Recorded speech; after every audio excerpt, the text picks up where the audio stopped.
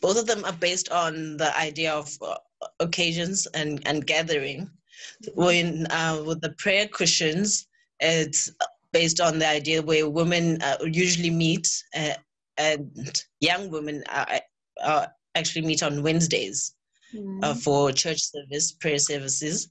And then during that time, a lot is shared amongst praying for issues and worship. People get to share life hacks. But then within these life hacks and tips, you'll find that if you take them without filtering them, you get advice that is so anti-progressive. It's anti. They don't support progress. They actually support the status quo that is there, the patriarchy, the women being submissive. So the everything that you normally, if you are someone who is observant about political issues, you wouldn't really support those. But then when you find yourself that you're in this group of females that share advice that's still very anti-women. So and it's supposed to be a safe space, so it's contradictory to what other women in other spaces share with each other.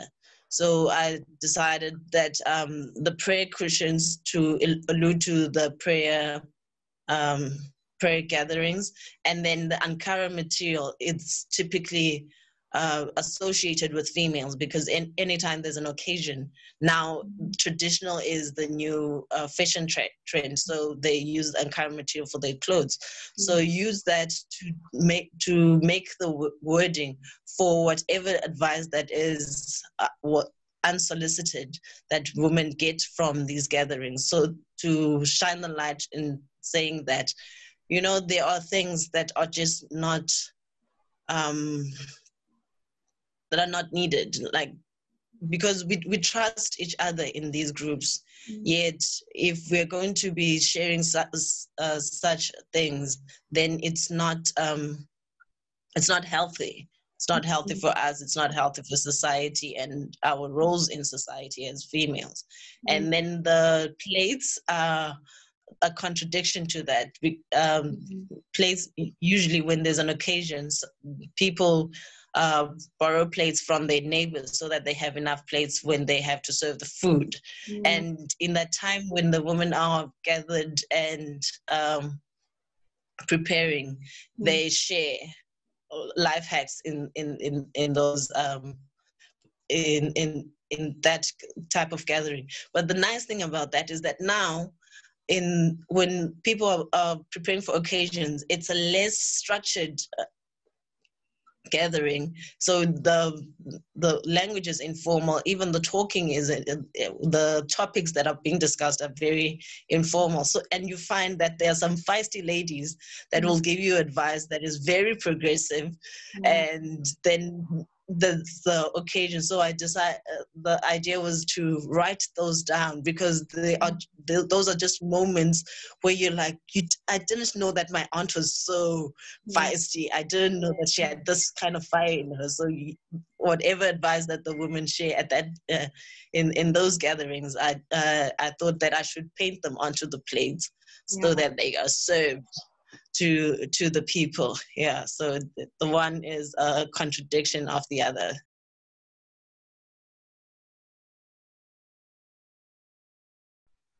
Kind of hard to talk about my work in the sense that it is kind of just a documentation of life, really. I think the North Beach Pigeons, a lot of the time I'm kind of just making work that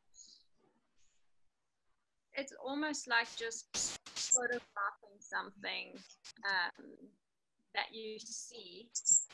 Sorry, something's popped up there. How can I explain it? I think I never really paint something with I think, a very obvious socio-political stance, or like there's never really, I never start something with much meaning behind it, I guess. I think it's just a way of documenting my life and the things that I see and the things that I come into contact with all the time. You know, it's really simple. Struggle, I think, to talk about my work in an academic sense because it is just something that's very personal, and a lot of the time it doesn't have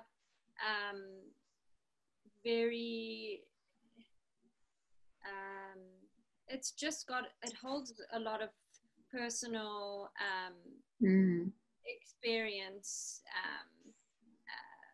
sort of weight to it. It's not very much a commentary on anything specific, and I mean, sometimes that comes after making the work. Like, I can see links between things that were maybe a bit subconscious. And I think, you know, when I was studying for 4 years, I don't know if this was your experience when you were studying as well, but I remember being so broken apart. Like, they really made you critique absolutely everything. And I was constantly like, you know, the theory side of your art making, your art practice was like 90% important, and then the 10% was like the making.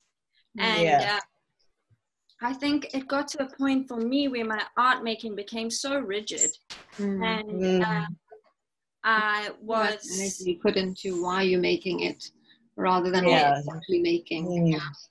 It was something that wasn't just flowing, and like I lost my love for art making, and for a while after I studied, I really I stopped making art, you know, and when I was in university, I was majoring in new media and photography, so focusing very much on the digital arts, and, you know, very like practical and theoretical, and I just kind of went down the new media line because I was like, okay, this is going to teach me how to work, like how to do video and like graphics and whatever, and in case I need to fall back on something like graphic design, you know, career wise, you know, if the artist doesn't work out. So having been through that, I think I was so done critiquing the world and you know, I can imagine. Yeah, I think it was incredibly draining, and especially being so sensitive to issues and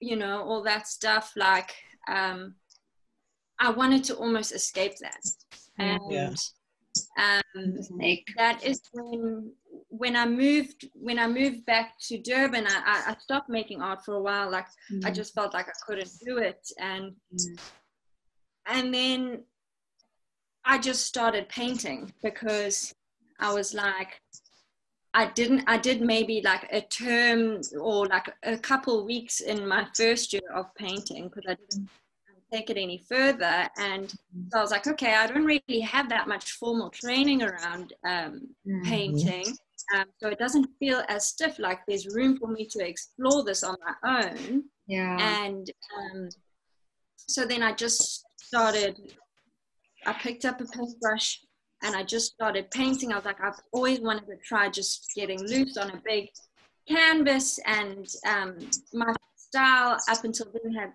been started to transform in a way that, you know, I was really feeling it without any other voices in my head telling me, you know, you need to be thinking about this and you need to be doing things like this. So then it just became a very personal experience and documentation of like my journey and the things around me.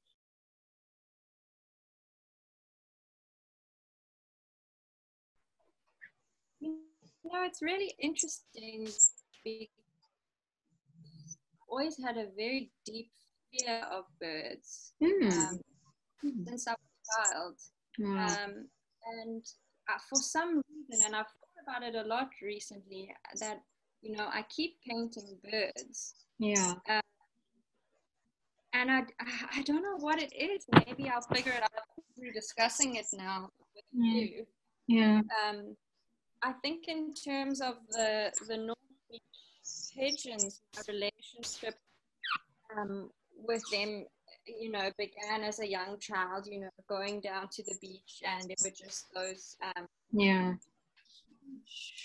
gathering pigeons, and you'd feed them. And I remember being so petrified, like being surrounded by birds. And I think now, more recent times that I've like started engaging with them in my work, I still see them as, you know, they are what's the word? They're considered dirty and pests. You know, they build their nests and they like mess and they're grubby and they like live in the city. They're almost like rats, you know. And like, but for some reason, I feel connected to them in the sense that they, you know, how do I think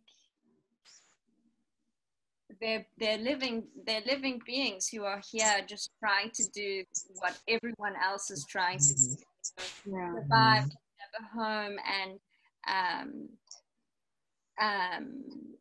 you know, they're here to survive.